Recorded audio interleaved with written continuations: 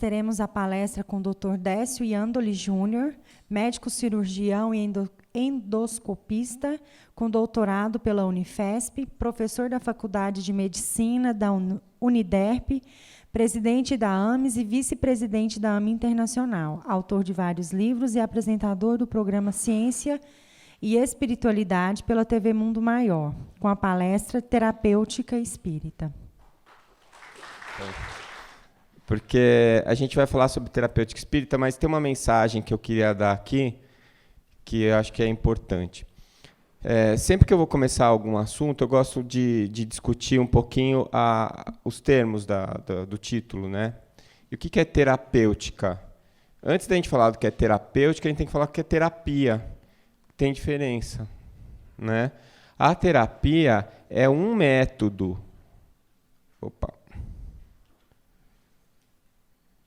A terapia é um método ou técnica através da qual se busca a cura ou melhora do paciente.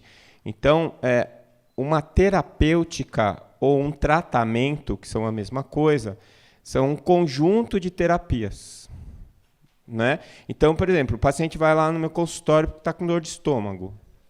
Aí eu pego e tenho várias terapias. Por exemplo, eu vou usar uma terapia medicamentosa, então eu vou dar o omeprazol para ele tomar. E aí eu vou usar uma terapia alimentar, eu vou dar uma dieta para ele, o que ele pode, o que ele não pode, que é o que eles nunca fazem, né? Aí vou usar uma outra terapia que pode estar relacionada à atividade física, por exemplo, e assim por diante. Então, o conjunto de terapias que eu uso é o meu tratamento, ou terapêutica, tá? Então, essa é a diferença entre as duas coisas. Pelo tratamento, a gente espera alcançar a cura ou o controle do mal. Sendo que eu tenho uma forte convicção, né, acredito muito nisso, de que a cura não é atributo do terapeuta. O atributo é do paciente. Agora, a terapia é a sugestão de cura, que o paciente vai ou não encontrar. Então, é assim, eu não tenho como pegar na sua mão e levar você para fora do auditório, ou forçar você a sair do auditório. Mas eu posso chegar para você e falar assim, olha, primeiro levanta da cadeira, você levantou, olha em volta, faz uma análise, você vê que tem duas portas, se você quiser ir embora, talvez aquela porta seja o melhor caminho, que é mais perto. Se você quiser ir no banheiro, aquela porta é melhor porque é mais perto do banheiro. Se você caminhar até lá, você vai conseguir sair. É a minha parte. Se você vai levantar da cadeira e escolher a porta e ir para fora da porta, é a sua parte. E eu não tenho como obrigar você a fazer isso. Entende? Então, um dos maiores equívocos do médico é achar que ele cura. Aí você fala assim, mas quando o cara chegou atropelado, ele chegou com um tiro e você operou, você curou ele. Nem isso. Nem isso, porque eu já tive essa experiência no começo da minha carreira. Eu trabalhei, né, na Zona Leste, em São Paulo. E eu trabalhei no hospital da Prefeitura de São Paulo, que tinha o maior movimento de trauma do estado de São Paulo. E eu cheguei a dar plantão de operar 12 pacientes em um plantão. E a gente via, às vezes, por exemplo, um paciente que amarraram no poste e fuzilaram ele, com 22 tiros. A gente ficou o dia inteiro dando ponto em intestino lá, nenhuma bala acertou uma artéria, uma veia de grande calibre. Com 22 tiros, no outro plantão, na semana seguinte, eu fui lá visitar, ele estava ótimo. E tem aquele paciente que toma um tiro e morre.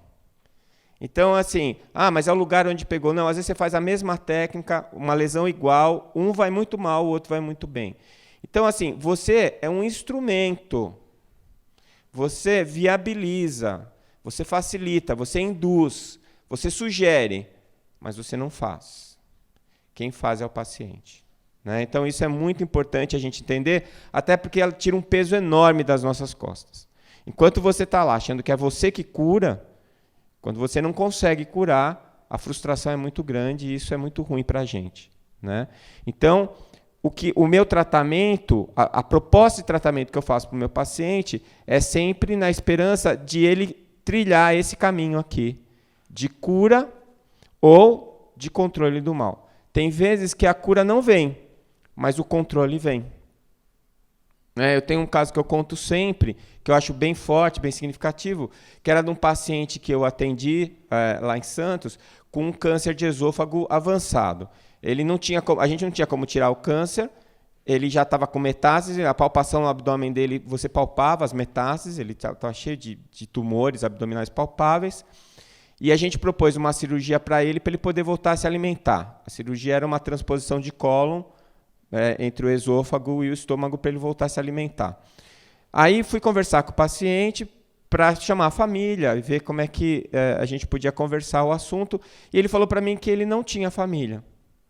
Aí eu insisti e ele me contou a história dele, que ele tinha uma mulher e uma filha, ele era alcoólatra, ele começou a bater na mulher, e a mulher e a filha foram embora para São Paulo e abandonaram ele, e ele acabou não indo atrás. Mas aí ele resolveu parar de beber, parou de beber, entrou para o AA, e ele passou a acompanhar o caminho da mulher e da filha em São Paulo. A mulher já havia desencarnado, mas a filha tinha se formado na médica e ela trabalhava no HC em São Paulo. Eu pedi o nome da filha para entrar em contato com ela. Ele falou para mim assim, nem adianta ligar, doutor, ela não vai vir.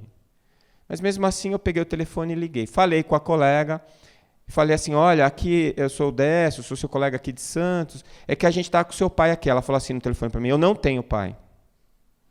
Eu falei, olha, eu sei da história, ele me contou, mas eu só queria te comunicar que está acontecendo isso, nós vamos operar ele na segunda-feira, e ele está em tal leito, você fica à vontade. Tá bom. Na sexta-feira eu passei visita, quando eu fui passar no leito, tinha uma mulher conversando com ele no leito. Eu, na hora, até achei que era uma psicóloga, alguém da equipe que estava conversando com ele. Bom, depois eu fiquei sabendo que era a filha que tinha ido lá. E aí nós operamos ele na segunda-feira, a cirurgia foi bem, ele se recuperou rapidamente, e no dia da alta ela foi buscar ele. E levou ele. Aí não tive mais contato. Passaram-se 3 ou 4 anos, eu estava no ambulatório, fazendo ambulatório, de repente me entra o paciente na sala. Eu achei que a minha mediunidade tinha eclodido. Falei, agora nem Chico Xavier, né? E acho que eu fiz uma cara tão assustada que ele mesmo falou assim para mim, ele falou, sou eu mesmo, doutor, o senhor não está louco, não. Aí ele falou, eu pedi para ele sentar, ele falou assim, era para eu ter morrido, né? Eu falei, olha, faz tempo. E aí ele me contou a história, ele disse que a filha foi lá, se apresentou para ele, resolveu perdoá-lo, levou ele para São Paulo, ele conheceu os netos, e ele conversou com o tumor dele e falou assim, olha, eu não mexo com vocês não mexem comigo, mas agora eu não vou morrer. Eu vou aproveitar essa oportunidade de ser pai, de ser avô. E ele falou, olha, doutor, estamos quietos. Eu falei, o senhor veio fazer o quê aqui? Não, eu vim para ver se tem alguma coisa para fazer. Vai embora. Vai embora, se eu ficar aqui nós vamos querer operar de novo, não vai dar certo. Está em equilíbrio, deixa quieto. Né? Então você vê como é forte isso. Né? Quer dizer, o controle da doença depende do doente. Eu acho que se ele tivesse falado assim, olha, pode ir embora vocês, eu não quero mais vocês aqui comigo, era capaz do tumor ter regredido também. Ele escolheu isso. E eu palpei o abdômen dele, estava igualzinho. Os tumores palpáveis, tal. Nem pedi tomo, nada, mandei ele embora. Já estava no lucro, estava tudo bem. Né? Então você vê como as coisas, a gente vê na clínica a importância da vontade, né, e da posição da nossa cabeça em relação à doença física. Tá? Então é isso que a gente está buscando. E aí a pergunta, o que é cura? Eu acho que uma das grandes coisas que a gente tem que discutir hoje em dia é esse binômio saúde e doença. Como é que nós, espíritas, vemos a cura? O que é cura para nós? O que é doença para nós? Isso é muito importante que a gente discuta. Porque a gente é espírita, bate no peito, usa a camiseta do Chico Xavier, mas na hora de fazer, na hora de agir, a gente não é espírita. Né? Então, uma das coisas que a gente precisa realmente ver é isso daí. Eu sei que eu não vou alcançar as metas, mas está escrito lá no Evangelho que o espírita de verdade é aquele que se esforça em ser o homem de bem. Então, pelo menos o esforço nós temos que fazer. Então, a cura, de uma maneira geral, é considerada a extinção da doença. A doença é considerada a perda da saúde. A saúde é a manutenção da homeostase. O que é homeostase? Equilíbrio. Tá? Equilíbrio. Então, o equilíbrio, esse termo homeostase, a gente usa mesmo para a fisiologia, mesmo dentro do paradigma materialista. Então, quando as condições são constantes do meio, a gente considera a homeostase. E isso é considerado saúde, tá? Que é o equilíbrio. Agora, quando é que uma pessoa está em equilíbrio? Quem está em equilíbrio aqui? De vocês. Tem alguém que acha que está em equilíbrio? Ou que se sente em equilíbrio? Eu acho que a gente tem alguns momentos de equilíbrio. Não é? Às vezes, durante um dia, acontecem alguns momentos de equilíbrio. Mas eu acho que eu, pelo menos, estou tirando por mim. Né? 99,9% do meu tempo eu não estou em equilíbrio. Não estou. Mas eu gosto de fazer palestra por causa disso. Geralmente, quando eu estou na palestra, eu me sinto em equilíbrio. Aí eu saio, eu já não estou mais. Né? Então, é como se fosse assim, um sonho durante um período de realidade. Mas é um caminho. Se a gente já tem alguns arrobos de equilíbrio, é um bom sinal. Pelo menos a gente sabe para que lado tem que ir. Né? Bom, dentro da visão espírita e espiritualista também, nós somos seres trinos. O que é um ser trino? É composto pela parte biológica, ou física, que é a bem conhecida pela medicina, uma porção energética, que já é bastante considerada pela medicina também, são os nossos campos eletromagnéticos e todas as consequências do nosso estado vibracional, né? O Mário falou sobre isso ontem, e o aspecto espiritual, que é o mais importante, entretanto, é o menos valorizado. Né? Hoje em dia, a maior parte das pessoas considera, uma boa parte dos cientistas, pelo menos, considera isso como uma bobagem ou uma questão cultural que não tem nada a ver com a parte científica. É engraçado isso, né? A proposta do Descartes, que é injustamente considerado o pai do materialismo, era, olha, a parte da matéria deixa que a gente estuda na ciência, e a parte do espírito vocês estudam na religião. Ele não fez isso porque ele achava que eram duas coisas separadas, ele fez isso porque era o único caminho, a única maneira de celebrar a paz entre essas duas potências do conhecimento humano. Né? Mas hoje está na hora da gente refazer essa ligação. Tá? E a gente sabe hoje que essa questão espiritual é mais importante porque ela é a permanente, né? É a que está sempre aí.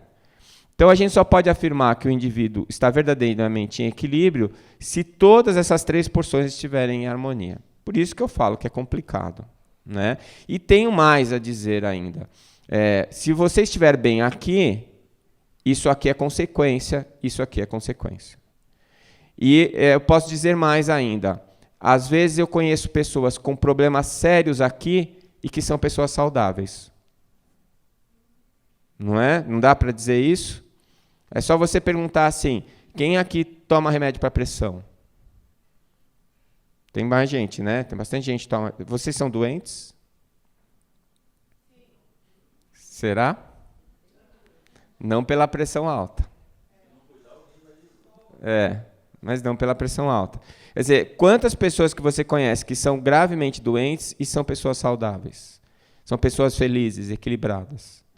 Então, o teu corpo biológico, ele está lá como um mata-borrão para drenar as energias deletérias. Às vezes, essa drenagem faz você ser saudável. Então, esse binômio saúde e doença, ele é muito mais profundo do que a doença fisiológica. Então, você pode estar em desequilíbrio fisiológico, biológico, porque a sua alma está entrando em equilíbrio. E você precisava daquele peso desse lado da balança para você achar o equilíbrio.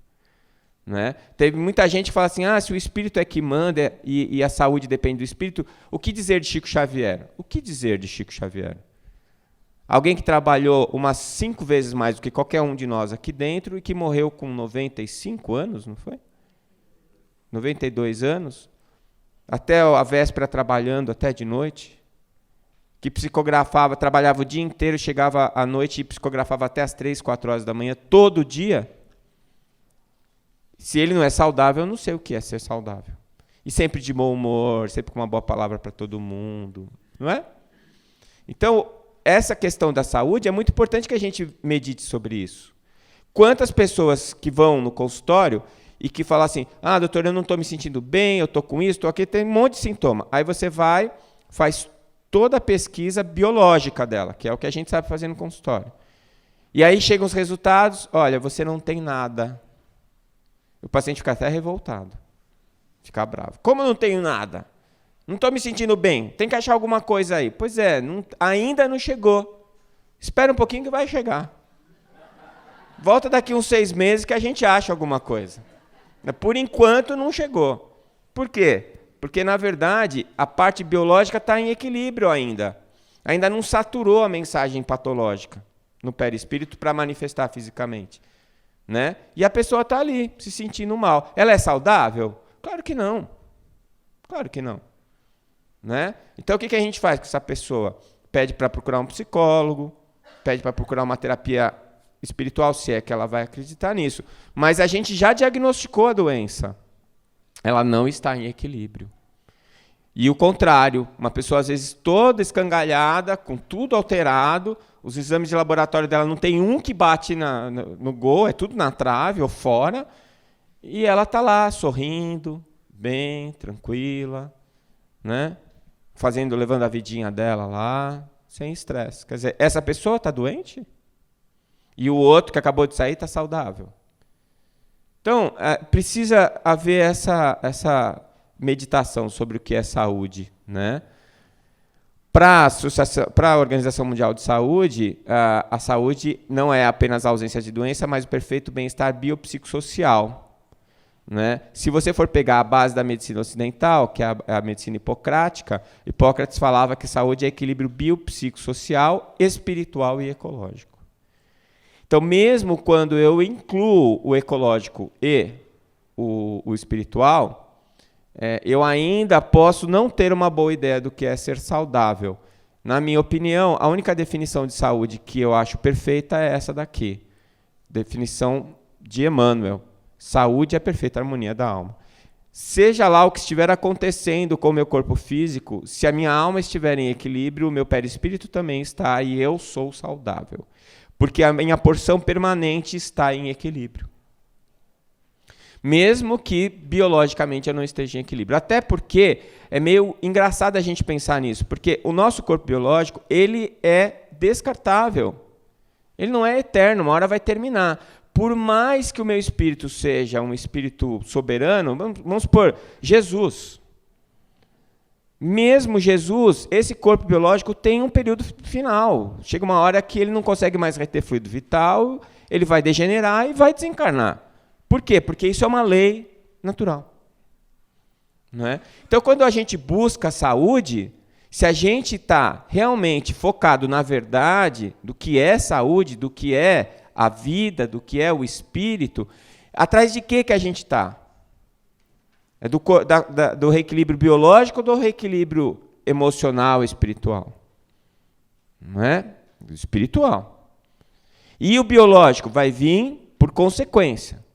É claro, então não preciso cuidar do corpo? Claro que preciso. O Chico falava, cuide da alma como se fosse terminar amanhã e do corpo como se fosse eterno. Não é? Eu tenho que cuidar. Por quê? Porque este veículo que estou usando nesse momento é fundamental para a minha evolução e meu aprendizado. Mas eu tenho que ter em mente que ele não é eterno e que em determinado momento ele vai terminar, vai parar de funcionar. E para isso acontecer, muitas coisas vão começar a acontecer. Não é? Quando você, que nunca usou óculos na vida, não consegue mais ler e precisa um óculos para enxergar as letras, é o primeiro sinal. Né? Tem um primo meu, ele está fazendo 60 anos agora essa semana.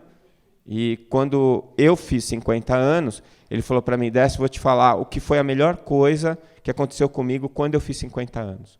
Eu falei, o que foi, Gui? Ele falou assim, quando eu levantei de manhã, fui levantar da cama e senti dor nas costas, dor no joelho, dor no tornozelo, eu cheguei à conclusão que eu estava vivo. Então eu falei assim, então eu estou vivo. Né? Então é a idade do condor. Então o corpo ele vai apresentando uma série de limitações que precisam ser compensadas pelos seus ganhos. Quais são os ganhos? Os ganhos são intelectuais. São os ganhos de consciência, que nem todo mundo colhe. nem todo mundo colhe. Né? Então, essa que é a vantagem de você perceber a saúde como a perfeita harmonia da alma. Você pode morrer saudável, como eu disse ontem. Né? O tratamento convencional é o tratamento físico. Então, na faculdade, apesar do esforço que nós temos feito para incluir a espiritualidade na faculdade de medicina, isso já está acontecendo, o tratamento que a gente aprende é exclusivamente biológico. Então, o tratamento físico. E o que a gente usa de terapia? Cirurgia, alopatia, radioterapia, fitoterapia e todos os elementos que a gente aprende na faculdade que são terapias aceitas. Tem o tratamento psicológico, que apesar de ser um tratamento aceito, ele ainda é muito desvalorizado. Então, como eu falei para vocês, né, fala assim, olha, faz um scanning do paciente, faz raio-x, tomografia, pede um monte de exame. Fala assim, você não tem nada, vai procurar um psicólogo. Se você não tem nada, você não precisa procurar ninguém. Né? Vai procurar o psicólogo, você não tem nada físico, você tem um aspecto psicológico. Aí vai lá para o psicólogo tentar descobrir. E tem um tratamento social que é mais menosprezado ainda. Eu costumo dizer que o grande injustiçado da saúde é o assistente social. É o cara que resolve todos os pepinos do hospital e ninguém nem sabe o nome. Né? É a mais injustiçada de todas. Então, a questão social nem é levada em consideração. Tá? Muito poucos de nós prestam atenção nisso, às vezes. Estou no consultório particular, prescrevo um remédio que custa R$120 para o meu paciente. Só que o meu paciente está lá no meu consultório porque ele tem um convênio. Mas ele trabalha, ele ganha R$1.000 por mês. Tem 3 filhos. Como é que ele vai comprar um remédio de 120? Né? A gente nem sempre, não são todos que se preocupam com isso. Mas é importante que a gente faça isso. Então, aqui é biopsicossocial, né? Que é o que a Organização Mundial de Saúde considera. Então, mesmo para o biopsicossocial, a gente não leva em consideração. A gente só leva o bio. O psico, mais ou menos, o social, assim, bem distante. Né? E o espiritual, que é o mais importante? Né? Difícil. A gente está tentando introduzir isso agora. Então, mesmo para essa definição que eu acho incompleta, a gente não chegou lá ainda. E o que a medicina realmente acredita? Qual é a opinião geral dos médicos sobre as terapias psicológicas, que é o que eu falei aqui para vocês? Qual a atenção dada pelos médicos às questões sociais dos seus pacientes? Nenhuma, né? Geralmente. Qual é o conceito de saúde que a gente aplica na prática diária? E mais do que isso, qual é o conceito de saúde que vocês aplicam? Não é? Cada um de vocês. Vamos pensar no espírita. É muito bonito, a gente fala do espírito, da alma, Emmanuel, perfeita harmonia da alma, puxa, que legal e tal. Tá, aí você está com uma doença, você vai no médico. O médico diagnostica um câncer. Aí você vai no oncologista. O oncologista fala, olha, não dá para tirar esse tumor. Nós vamos fazer quimio e rádio. Aí você vai para quimio e para rádio. Aí você faz a quimio e a rádio, aí ele fala assim para você, olha, não regrediu o tumor. A gente não tem mais o que fazer. Aonde você vai? No centro espírita. Para quê? Fala a verdade. Você vai lá atrás do milagre. Você quer que o tumor desapareça. Qual é o seu conceito de saúde? É o biológico. E o que mais me preocupa? Centro espírita que só faz isso. Só faz isso. Gente, eu vou falar para vocês. Eu comecei a falar dessa questão da cirurgia espiritual, que eu achava um problema. Não que eu não acredito, eu acredito. E eu passei por uma experiência que foi assim, surreal. Uma parente da minha esposa estava com mieloma múltiplo, foi fazer uma quimioterapia, deu uma atrofia de medula, ela ficou paraplégica. E tentaram um monte de coisa, mas eu vi a ressonância dela, uma atrofia da medula. Não tinha mais como aquela mulher andar. Ela é evangélica. Mas foi num centro espírita lá em Campo Grande que só faz cura. Fica assim, ó. Fica assim. Entraram com a mulher na cadeira de rodas. Fizeram a cirurgia espiritual, ela saiu andando. Parecia coisa da Bíblia. Quando eu vi a mulher andando e a cadeira de rodas atrás dela, eu falei, que é isso?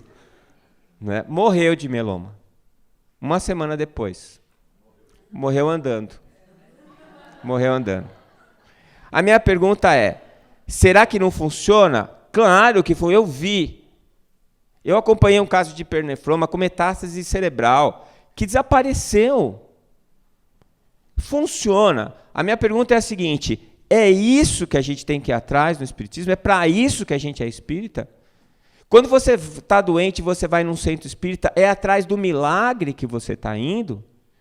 Então nós vamos no centro espírita para curar joanete, a gente vai no centro espírita para curar pedra na vesícula, a gente vai no centro espírita para... É para isso que nós estamos indo lá?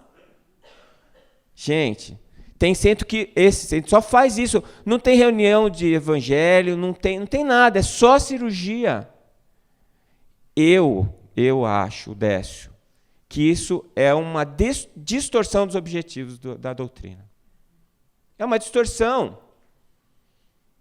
Porque o que é saúde para a gente, afinal de contas? É não ter câncer? E quando eu vou no centro espírita, qual é a terapia que eu vou buscar lá? É o passe? É a água? Ou é o evangelho, pelo amor de Deus? É entender quem eu sou, onde eu estou, para que eu estou ali. Meu Deus, é isso que é a terapia espírita. Aliás, essa é a terapêutica espírita. Mas nós, que somos espíritas, estamos atrás da cura física. A gente quer ficar aqui nesse planeta encarnado, com dor nas pernas, sem conseguir enxergar. Gente, isso não entra na minha cabeça, é tão estranho isso.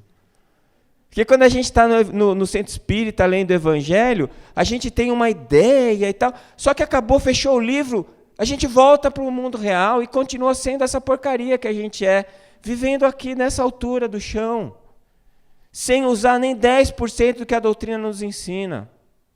Eu não estou puxando a orelha de ninguém, não, porque eu sou igual. Por isso que eu fico revoltado. Porque eu estou aqui falando ainda e não faço.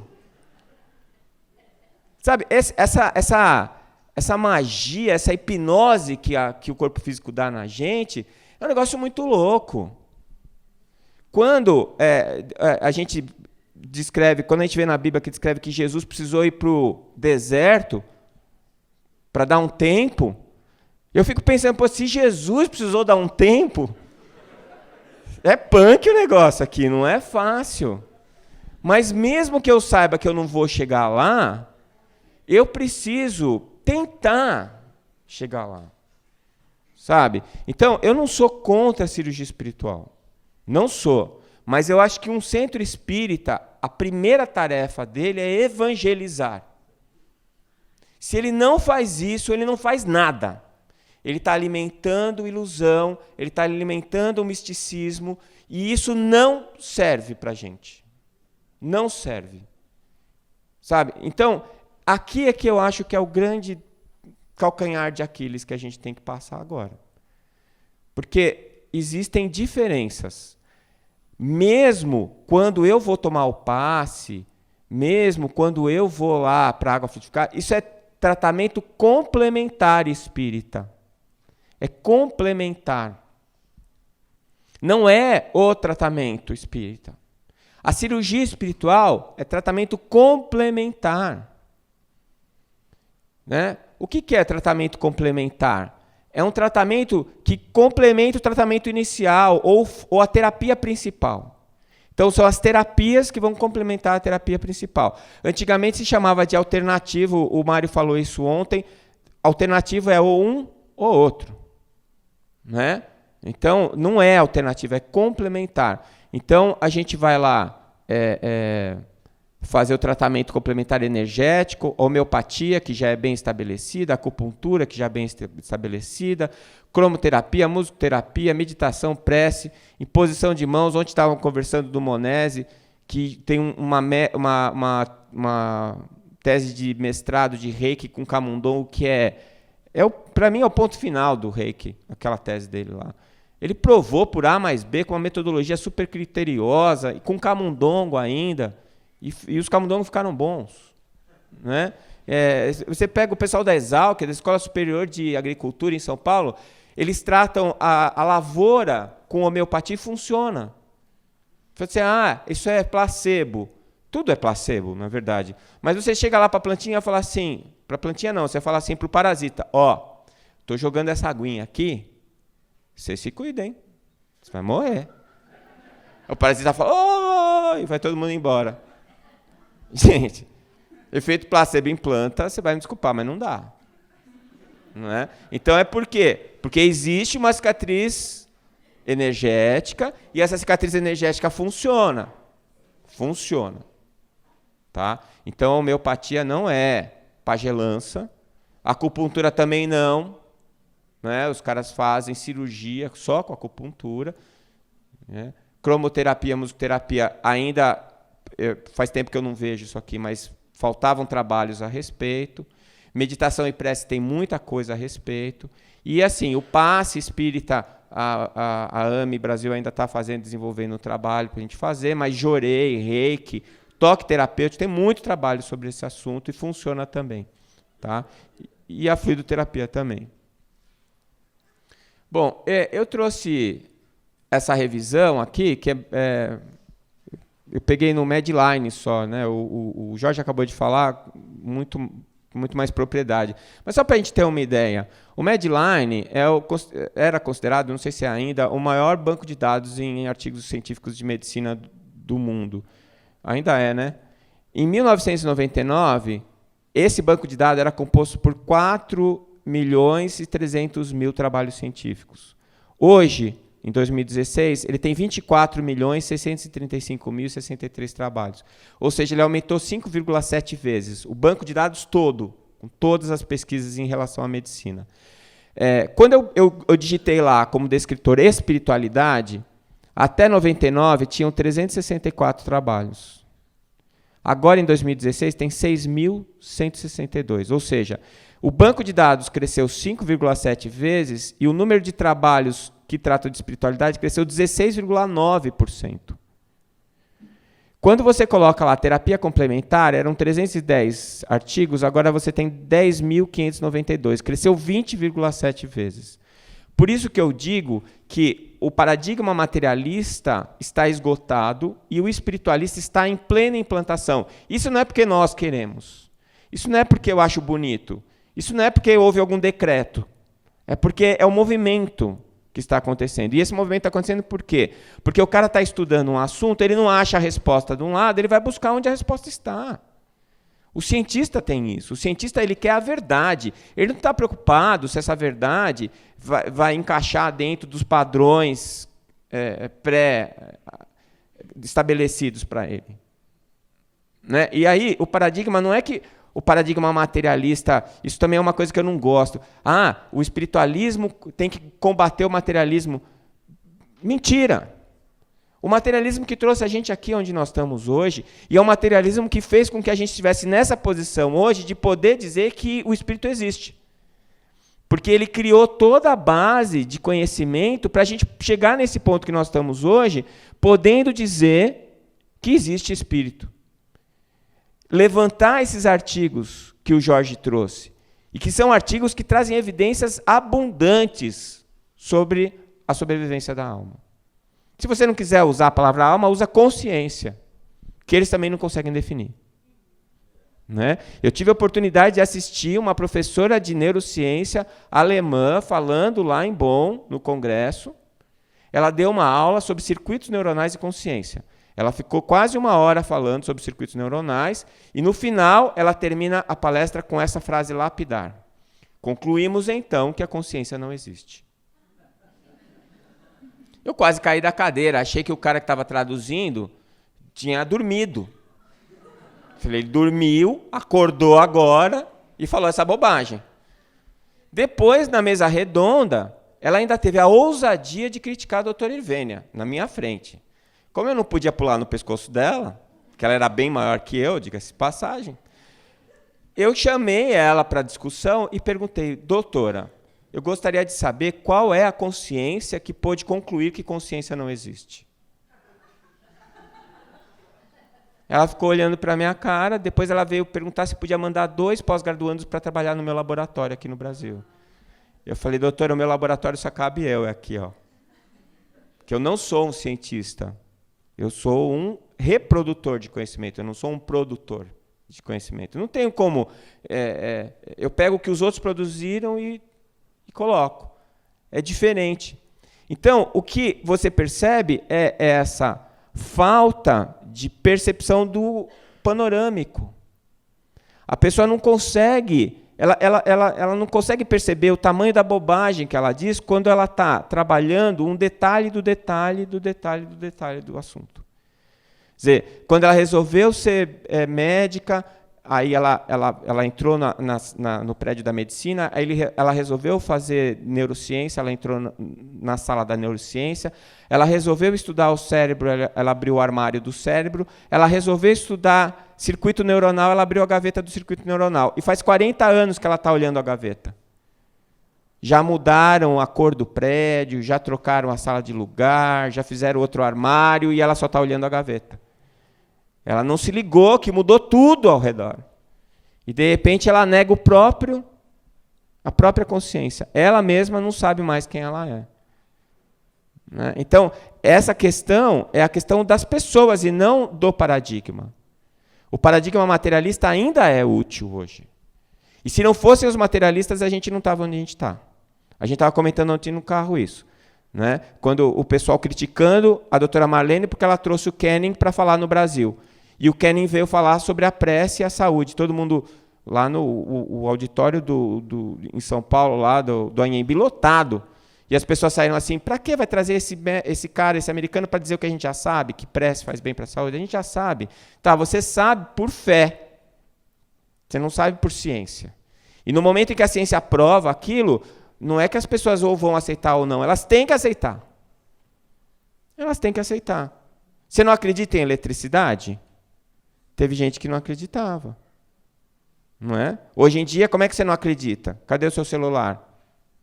Não é? Em casa, você não tem televisão? Você não tem geladeira? E assim vai. Tem muita gente que questiona a quântica, mas a quântica já está sendo utilizada em tecnologia. E você está usando a tecnologia. Não é? Então, eu tenho para mim que o caminho é esse. A mesma coisa a questão da reencarnação. A gente já tem evidências científicas suficientes.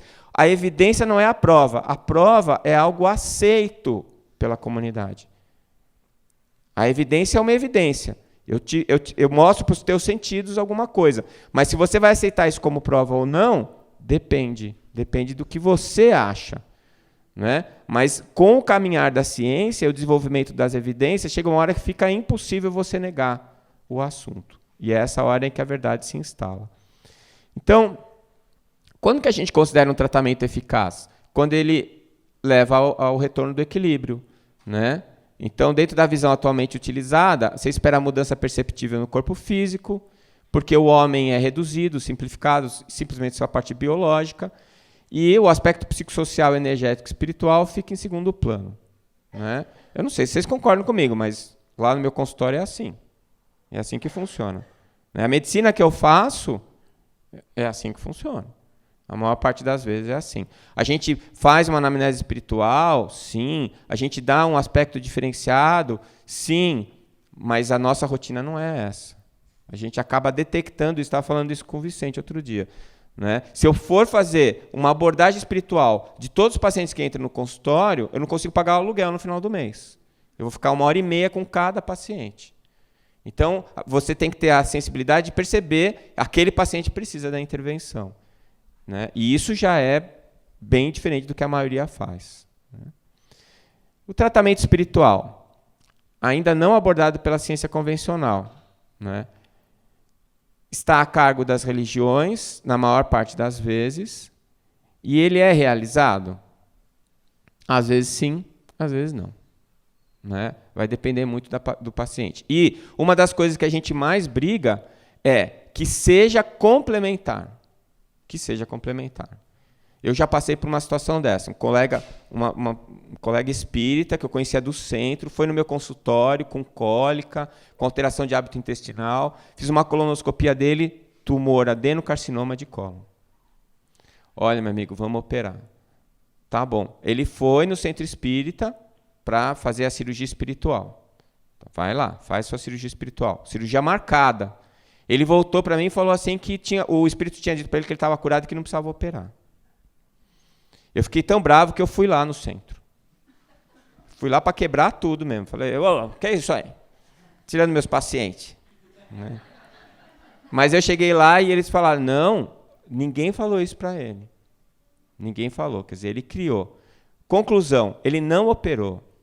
Ele não foi mais no centro, não foi mais no meu consultório.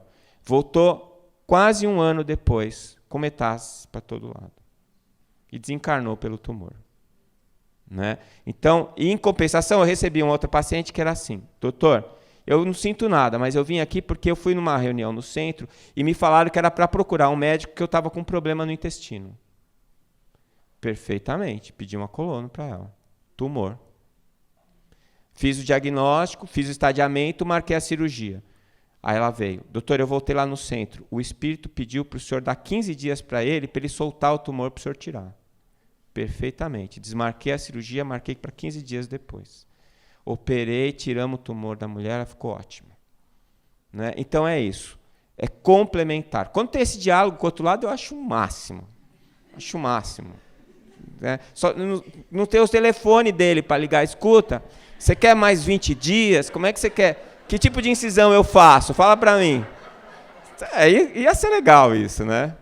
Mas, infelizmente, ainda não estamos nesse nível. Mas eu levo muito em consideração isso. E é engraçado isso, porque lá em Itanhaém tinha um centro, chamava André Luiz, lá perto. E o espírito começou a me mandar paciente.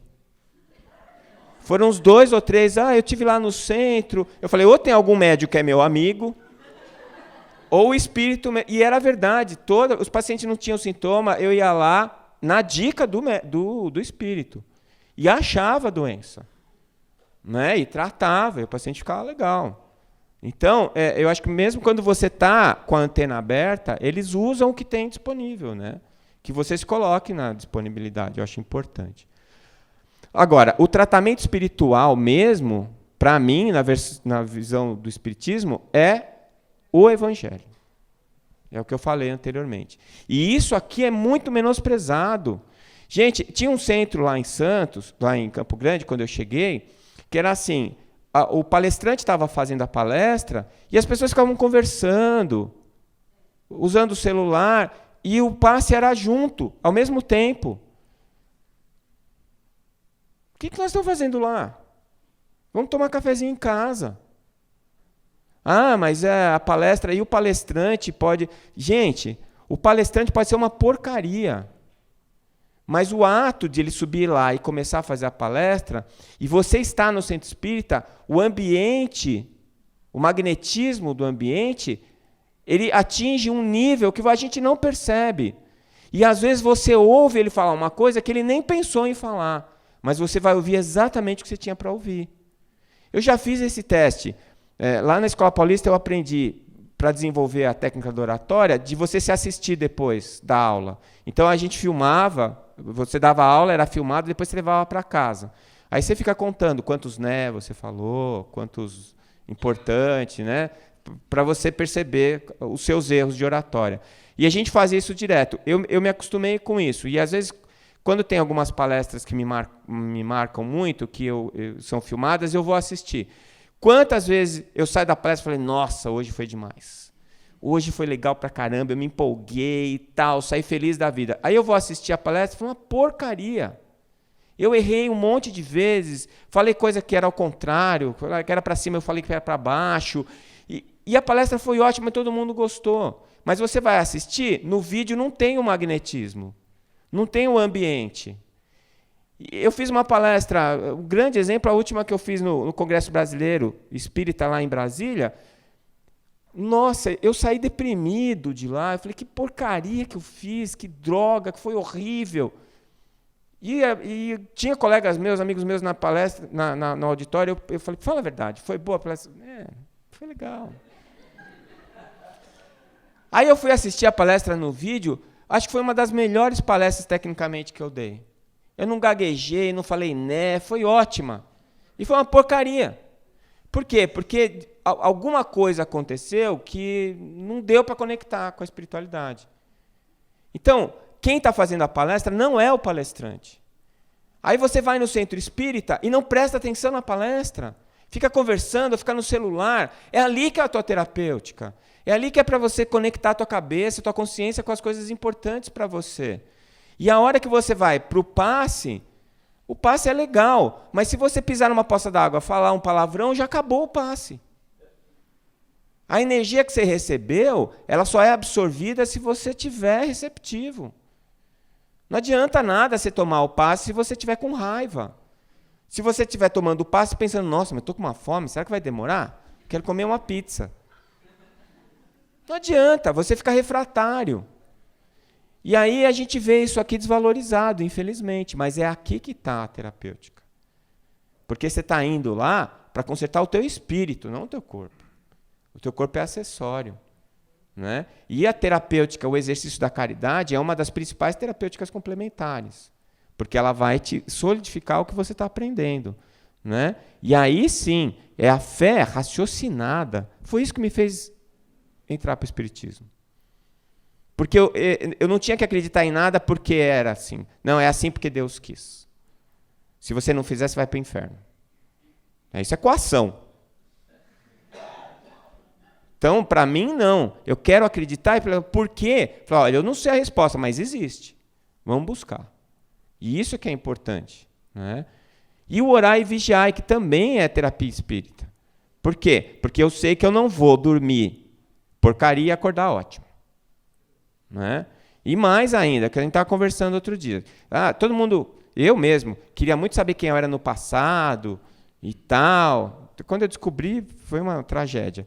Mas pensa bem, se a gente está evoluindo e se ninguém regride, hoje você é o melhor que sempre existiu de você. Essa versão 2016 é a versão melhor. Se não está bom, nem queira saber o que tem atrás. Que isso é o melhor. Né? Então, como disse o Dr. Bezerra uma vez para mim, que eu pedi para ele em oração para ele me dizer quem eu tinha sido na última encarnação. E a resposta psicografada veio assim: o que você precisa saber sobre o seu passado é que te colocou onde você está hoje. Até hoje dói a minha orelha quando eu lembro disso. Né? Então, o orar e vigiar é isso. Eu sou isso que eu sou hoje. Dá para melhorar. Vamos prestar atenção para que isso melhore. É assim. Essa é a terapia espírita. Né? Reforma íntima. Essa é a cirurgia definitiva capaz de curar todos os males. O problema da reforma íntima é que o cirurgião é você mesmo. Né? E volto a dizer o que eu disse hoje. É a melhor e a pior notícia do Espiritismo. A melhor notícia é que sua vida e a sua evolução está na sua mão. E a pior é que a sua vida e a sua evolução estão na sua mão. Não tem ninguém para quebrar o seu galho. É você que tem que ir lá e fazer. E não tem choro nem vela. Então, é terapia espírita ou tratamento espírita? Né? O centro espírita é um posto de saúde, a gente sabe disso. E você vai lá aplicar a terapia espiritual, que é a principal, é o evangelho. E a terapia complementar espírita, o passe, a água fluidificada, a desobsessão. Além da terapia convencional, tem muito centro espírita que fornece isso. Né? Mesmo lá em Santos, a gente tinha um gabinete de dentista, a gente tinha um consultório de homeopatia. Então, isso, na verdade, é o centro espírita no Brasil que está cobrindo a ausência do Estado, né? A verdade é isso. E tem. E aí que eu vejo, assim, às vezes o pessoal criticando o centro espírita que tem florais de Bach. Tem um centro espírita lá que aplica reiki. O pessoal parece um contrassenso, mas eu fui lá nesse centro espírita fazer uma palestra. O reiki é numa salinha, numa casinha fora do centro. E não está incluído no espiritismo, mas é um serviço que elas oferecem. Mas tem o passe? Tá, tem o passe, mas também tem o reiki. Sabe? Elas trabalham profissionalmente com o reiki, estão oferecendo serviço de graça. Não é problema. Sabe? Essa é uma outra coisa que eu falo assim, temos que defender a pureza doutrinária. Não faça isso. Não faça isso. Toda vez que a gente quer defender a pureza de alguma coisa, nós fizemos bobagem. O Espiritismo não precisa de defensor, a verdade não precisa de defensor, a verdade é a verdade. Então, se não dá para ajudar, não atrapalha. Dá a sua opinião, mas não combate quem está trabalhando. Vai ter gente que se desvia, faz bobagem. Tá, reza por ele, reza. Que uma hora ele acha o caminho. Sabe? Mas não preciso. Vamos parar para pensar no que a gente faz do espiritismo na nossa vida. Já é muito trabalho, é muito serviço já. Não precisa eu ficar preocupado com o que o outro está fazendo.